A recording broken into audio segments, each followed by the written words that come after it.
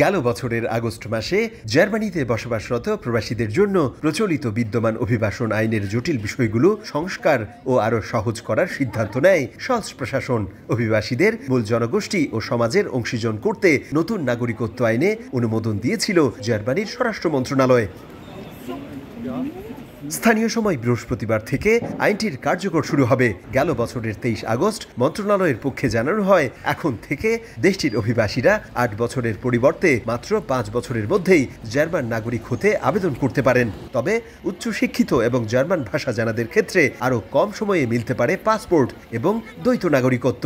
সব মিলিয়ে বাংলাদেশিদের জন্য আইনটি মঙ্গল বয়ে আনবে এমন বিশ্বাস প্রবাসীদের। আগে যেমন 8 বছরের ভিতরে যেমন জার্মান পাসপোর্ট অ্যাপ্লিকেশন করতে হবে, সেখানে 8 বছরের জায়গায় 5 বছর করছে, এবং যারা হায়ার এডুকেটেড আছে তারা 3 বছরের মাধ্যমে এখন জার্মান পাসপোর্ট আবেদন করতে পারবে। আমার বাবা মা বাংলাদেশি, এইটা বাংলাদেশিদের জন্য খুবই ভালো হবে। বড় একটা সুযোগ, যারা অনেক দিন এখানে আছে, অনেক জটিলতার কারণে বা পুরনো আইন জটিলতার কারণে পায় নাই, এখন ইজিলি সবাই পাবে।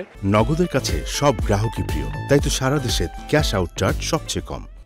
নতুন আইনে দেশটিতে নিয়মিত কর পরিশোধ সহ বৈধভাবে বসবাস, জার্মান ভাষায় পারদর্শিতার পাশাপাশি যে কোনো বিষয়ে কর্মদক্ষতাকে বিশেষ যোগ্যতা হিসেবে বিবেচনায় নেবে দেশটির অভিবাসন দপ্তর।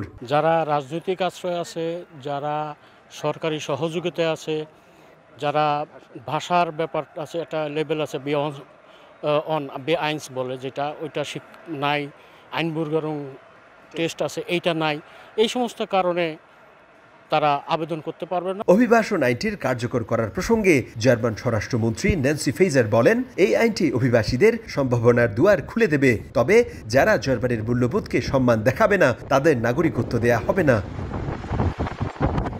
দেশটির পার্লামেন্টে বিরোধী রাজনৈতিক দলগুলোর আহ্বান উপেক্ষা করে প্রণয়ন করা নতুন নাগরিকত্ব আইনে আরও বলা হয়, জার্মানির সাধারণ জনগণ ও সমাজ বিরোধী কোনো কর্মকাণ্ড, ইহুদি বিদ্বেষ সহ সংস্কৃতি ও মূল্যবোধের পরিপন্থী কোনো কাজে জড়ানো অভিবাসীরা নাগরিকত্বের জন্য বিবেচিত হবেন না।